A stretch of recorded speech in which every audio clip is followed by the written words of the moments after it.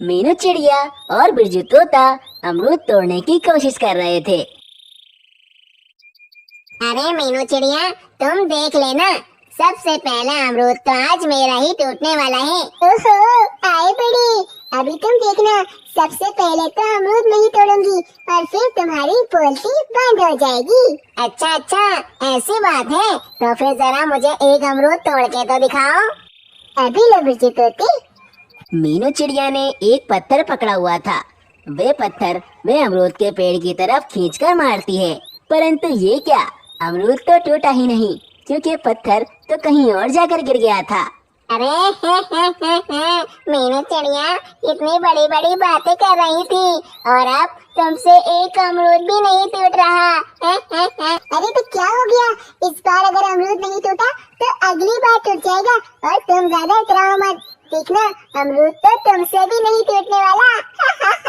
अच्छा, मेरी काबिलियत पे शक, अब देखो मेरा निशाने का कमाल, ठीक निशाना अमरूद पर ही लगाऊंगा और अमरूद टूट जाएगा, बस तुम देखती रहो। तोता घुमा के पत्थर अमरूद के पेड़ की तरफ मारता है, परंतु ये क्या, वहाँ से उसी समय तोते महाराज अपने सैनिकों के साथ गुजर रहे थे। वे पत्थर उड़ता हुआ तोते महाराज के सिर पर आकर लगता है, जिसके कारण तोते महाराज का ताज कहीं दूर जाके गिर जाता है। अरे अरे अरे अरे, ये पत्थर किसने खींच के मारा, इसकी वजह से मेरा ताज ना जाने कहाँ चला गया। अरे सैनिकों, मेरा ताज ढूंढो और उसे भी ढूंढो जिसने ये पत्थर मुझ पर खींच के मारा है, मुझ पे तो हमला हुआ है। अरे महाराज, आप बिल्कुल चिंता मत कीजिए, हम दोनों अभी जाते हैं और आपका ताज और उस पक्षी को ढूंढ कर लाते हैं जिसने आप पर पत्थर मारकर हमला किया है। अरे जाओ टिट्टू, तुम वहाँ जाके ढूंढो और मैं यहाँ ढूंढता हूँ। अरे मेरा नाम टिट्टू नहीं है, मेरा नाम टटवेंद्र सिंह है, तुम मेरा पूरा नाम लिया करो, एक बार की तुम्हें समझ नहीं आती क्या। अरे तुम दोनों लड़ना बंद करो और मेरा ताज और उस पक्षी को ढूंढ के लाओ। अरे मीनू चिड़िया, ये क्या हो गया, तोते महाराज का ताज उड़कर तो हमारे पास ही आकर गिर गया।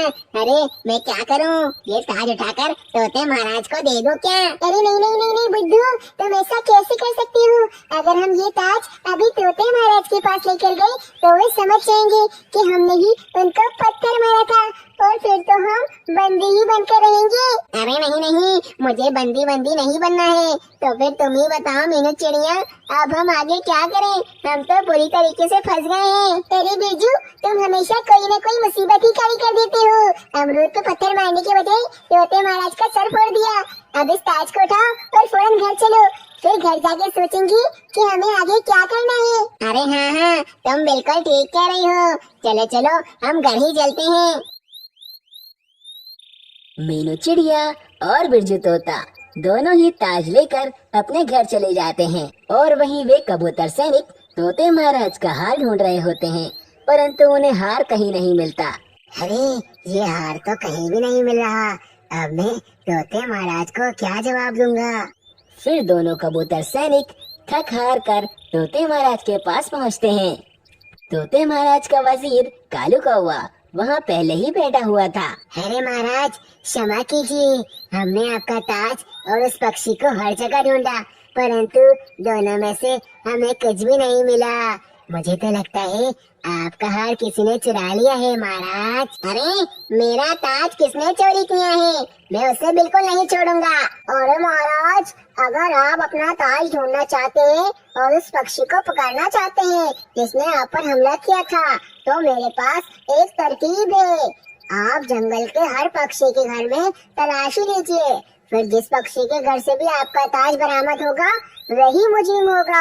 अरे अरे, ये मेरा वजीर बिल्कुल ठीक कह रहा है, जैसा ये कह रहा है वैसा ही करो, मुझे किसी भी हाल में मेरा वे ताज ढूंढ कर दो, मैं मेरे अब्बा की आखिरी निशानी था। और महाराज, सबसे पहले आप मीनू चिड़िया के घर पर जाकर तलाशी लीजिएगा, मुझे उस पर पूरा शक है, वे एक बहुत बड़ी चोर है, चोर। कालू कौवा मीनू चिड़िया से बहुत जलता था, इसीलिए वे हमेशा उसे फंसवाने की कोशिश करता रहता था। वहीं दूसरी तरफ मीनू चिड़िया और बिरजू तोता घर पर पहुंच चुके थे और वे ताज उनके सामने था। अरे अरे बिरजू, देखो तुम्हारी वजह से कितनी बड़ी तोते महाराज अब जंगल में हर पक्षी के घर की तलाशी लेंगे, और अगर वे हमारे घर पर आए और उन्होंने ये ताज हमारे घर पर देख लिया तो हमारा काम हो गया समझो। अरे बिरजू तोते, अब तो इसका सिर्फ और सिर्फ एक ही हल है, तुम इस ताज को उठाओ और कहीं फेंक कर आ जाओ, क्योंकि अगर ये ताज तोते महाराज के सामने हमारे घर से निकल आया तो फिर वे हमें नहीं छोड़ेंगे।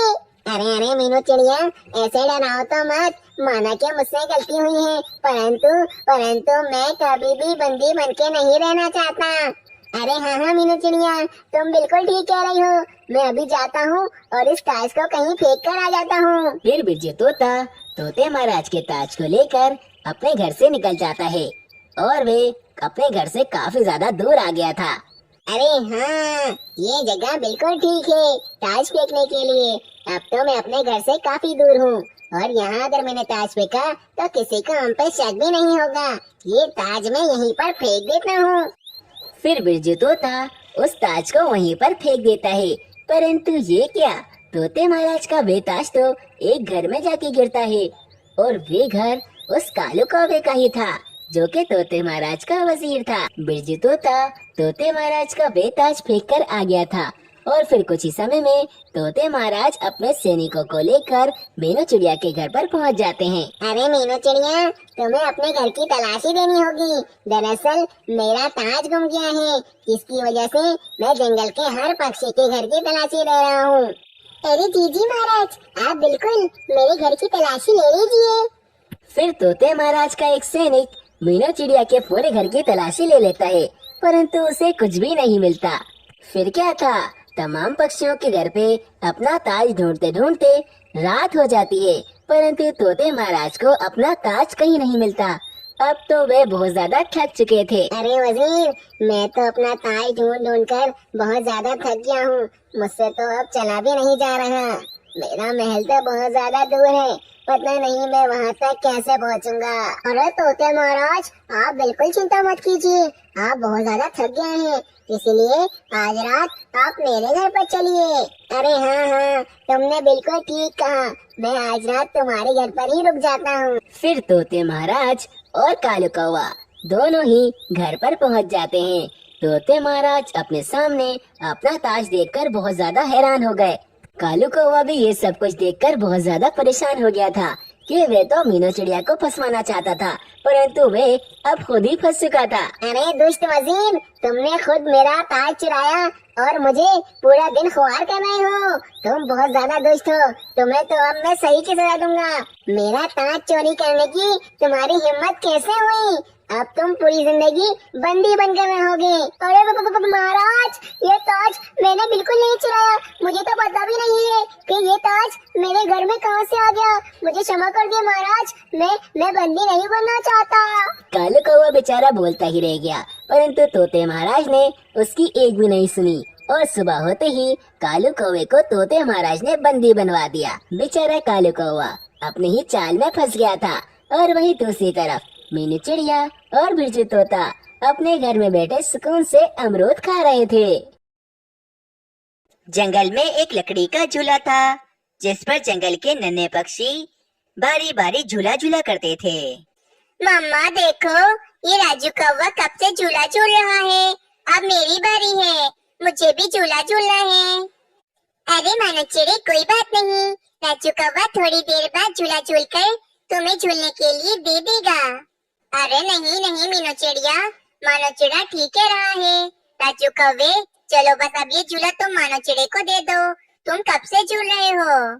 फिर राजू कौवा झूले से उतर जाता है और मानो चिड़ा झूला झूलने लगता है और ऐसे ही सभी नन्हे पक्षी झूले के मजे लेने लगते हैं। एक रात तोता भोजन ढूंढकर अपने घर वापस जा रहा होता है। बड़ी ही भूख लग रही है, जल्दी से घर पहुंचकर मैं तोती के हाथ का स्वादिष्ट सा खाना खाऊंगा। तोता वापस अपने घर जा रहा होता है कि इसकी नजर सामने झूले पर पड़ती है। झूला जोर जोर से हिल रहा होता है, मानो जैसे इस झूले में कोई झूला झूल रहा हो। अरे ये आवाज तो इस झूले से आ रही है, परंतु इस झूले में तो कोई भी पक्षी नहीं बैठा है। तो फिर ये झूला इतनी जोर जोर से क्यों हिल रहा है? कहीं कोई गड़बड़ तो नहीं? मुझे फौरन सभी पक्षियों को जमा करना होगा। फिर तोता फौरन पक्षियों को जमा करने के लिए चला जाता है। कुछ देर के बाद तोता सभी पक्षियों को जमा कर लेता है। अरे भाई तोते, ऐसी भी क्या आफत आ गई है जो तुमने आधी रात को सब पक्षियों को जमा किया है? अरे कालू कौवे, आज मैंने एक बहुत ही भयानक सी चीज देखी है। यकीनन इस तोते ने पानी में अपने आप को देख लिया होगा, तभी तो इतना डर गया है। बुलबुल बहन, ये मजाक करने का समय नहीं है। तोता वाकई बहुत डरा हुआ है। वो जो हमारे जंगल में झूला है ना, वे जोर जोर से हिल रहा है, जैसे इस झूले पर कोई पक्षी झूल रहा हो। परंतु आज तो तेज हवाएं भी नहीं चल रही है। ना जाने वे झूला इतनी जोर जोर से क्यों हिल रहा है। अरे उस झूले पर कोई पक्षी बैठा होगा, तभी तो वे झूला जोर जोर से हिल रहा है। अगर तुम सबको मेरी बात पर यकीन नहीं है तो चलो मेरे साथ चलो, मैं तुम सबको अभी दिखाता हूँ। ये तोता तो पागल कुछ भी सोच लेता है। अब अगर हम इस तोते की बात मानकर उस झूले को देखने के लिए जाएंगे तो हमारा कितना वक्त बर्बाद होगा। पक्षियों, अगर तोता इतने यकीन से कह रहा है तो हमें एक बार जरूर वहाँ पर जाना चाहिए। और फिर सभी पक्षी उस झूले को देखने के लिए चले जाते हैं और वहाँ पर आकर एक झाड़ी के पीछे छुप जाते हैं। अरे पक्षियों, देखो देखो, ये झूला तो वाकई कितने जोरों से हिल रहा है। यहाँ तो हवाएं भी नहीं चल रही हैं। ऐसा लग रहा है कि इस झूले में कोई बैठा हो। झूले को जोर जोर से हिलता हुआ देख सब पक्षी बहुत ज्यादा ही डर जाते हैं। देखा पक्षियों, मैं आप सबसे कह रहा था ना कि ये झूला हिल रहा है, लेकिन आप सब मेरी बात नहीं मान रहे थे। अब आप अपनी आंखों से देख लें। मुझे तो लगता है कि इस झूले पर रात को किसी पक्षी की आत्मा झूला झूलती है। कालू कौवे की बात सुनकर सभी पक्षी और भी ज्यादा डर जाते हैं। पक्षियों, जल्दी करो, भागो यहाँ से। अगर उस आत्मा ने हमें देख लिया तो वे हम सब पक्षियों को मार डालेगी।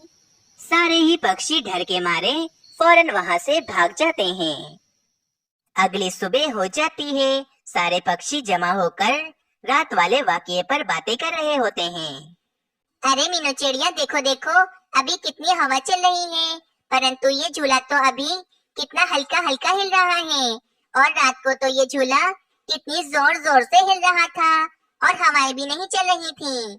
यकीनन रात को इस झूले में कोई आत्मा ही बैठी होगी। पक्षियों, ये इसका हल नहीं है। अगर ये झूला होगा तो यकीनन कोई ना कोई पक्षी तो इस झूले पर जरूर बैठेगा। हमें इस झूले का कुछ ना कुछ तो करना ही पड़ेगा। पक्षियों, अगर हम इस झूले की रस्सियों को काटकर इस झूले को यहाँ से हटा दें तो ना रहेगा बांस और ना बजेगी बांसुरी। नहीं नहीं कालू कौवे, हम ऐसा नहीं कर सकते हैं।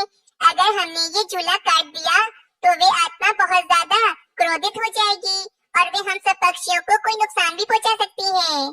नहीं नहीं मीनू चिड़िया, कालू कौवे का उपाय बहुत अच्छा है। हम इस झूले को काट ही देते हैं, इससे हमारी सारी परेशानियां दूर हो जाएंगी। कुछ देर के बाद वे पक्षी उस झूले की रस्सियां काट देते हैं और वे झूला अब पूरी तरह से टूट जाता है।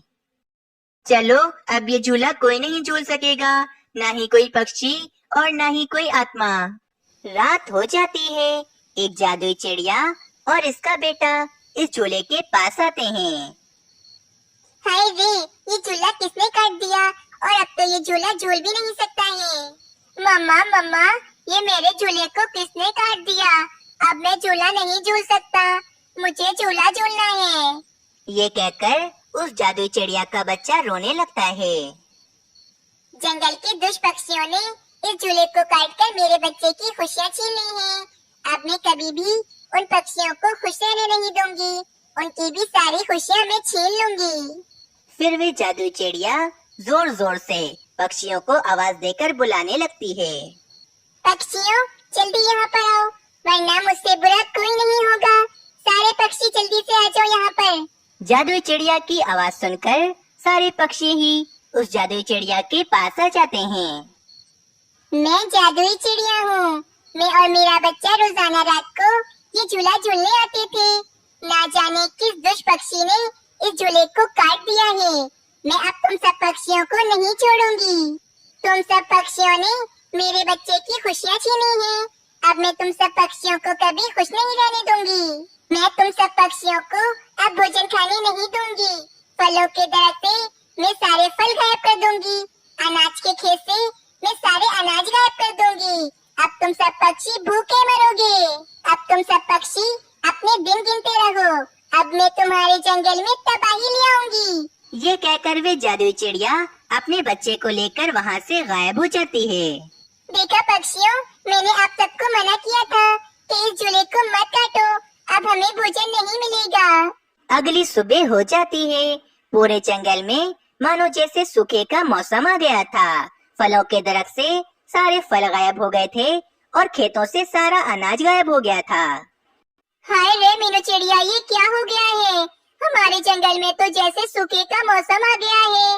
अब हम भोजन कैसे खाएंगे? उस जादुई चिड़िया ने हमें कितनी बड़ी सजा दे दी है। कालू कौवे, वे कोई आत्मा नहीं बल्कि अच्छी जादुई चिड़िया थी, जिसे हमने परेशान करके उसे गुस्सा दिला दिया है। अब इस समस्या का समाधान सिर्फ और सिर्फ उल्लू बाबा निकाल सकते हैं। चलो हम उल्लू बाबा के पास चलते हैं। फिर मीनू चिड़िया और कालू कौवा उल्लू बाबा के पास पहाड़ों की तरफ चले जाते हैं। फिर मीनू चिड़िया उल्लू बाबा के पास आती है और उल्लू बाबा को सारी समस्या बताती है। उल्लू बाबा, हमें उस जादुई चिड़िया के शराब से बचा ले। हम सब पक्षी बहुत परेशान आ गए हैं। हमारे जंगल में जैसे मानो सूखे का मौसम आ गया है। पक्षियों, तुम सबने उस जादुई चिड़िया के साथ बहुत ज्यादा ही गलत किया है, परंतु एक उपाय है मेरे पास। जाओ जाकर उसी जगह पर एक बढ़िया सा झूला बनाकर लगा दो, जिससे वे चिड़िया दोबारा से खुश हो जाए। ये सुनकर मीनू चिड़िया और कालू कौवा वहाँ से चले जाते हैं। मीनू चिड़िया, अब क्या करें? हम एक नया झूला कैसे बनाएंगे?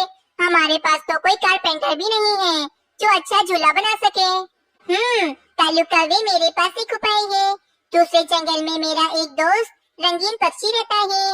वे बहुत ही बढ़िया कारपेंटर है। मैं उसके पास जाती हूँ और उसे जाकर सारी समस्या बताती हूँ। चलो चलो, तुम भी मेरे साथ चलो। फिर कालू कौवा और मीनू चिड़िया दूसरे जंगल रंगीन कारपेंटर के पास चले जाते हैं।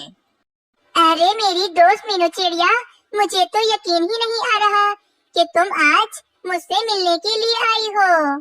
फिर मीनू चिड़िया रंगीन पक्षी को सारी समस्या बताती है और रंगीन पक्षी मीनू चिड़िया से कहता है, ठीक है मीनू चिड़िया, मैं तुम्हारी मदद करने को तैयार हूँ।